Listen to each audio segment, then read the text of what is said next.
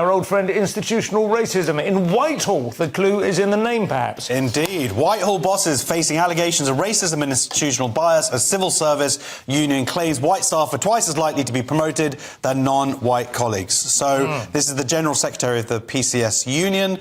It sent a letter to Alex Chisholm, who's the top official at the Cabinet Office, and basically said, with this letter saying that over the last 14 months, staff who are white were twice as likely to be right. And he's saying that this is proof, like just like the police, that it's institutionally racist.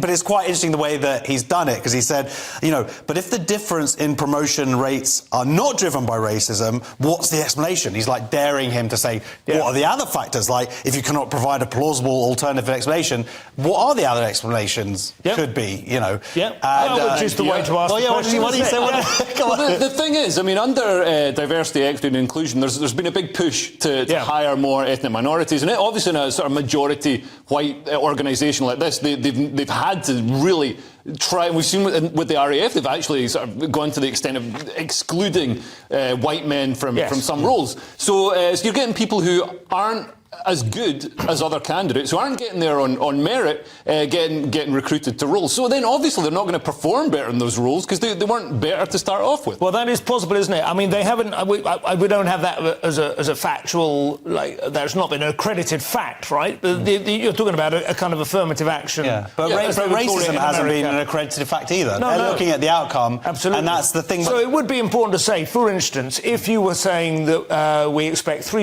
A-star A levels and a first-class degree if you're white, but if you are black, then you can come in with a second-class degree. Or so, if that were the case, then that would possibly then map onto a slower promotion schedule, right? Yeah, and the performance is measured in such detail. The metrics are really recorded very meticulously in public sector organisations, particularly this close to government. So you're going to be able to see if people who aren't performing well are getting promoted for some reason. So it will be a possibility for them to demonstrate what the reasons might be. The question is whether they have the nerve to. Well, that's what I was thinking. They're just going to go, we're racist. All right, you got us. Sorry. So, Leo, the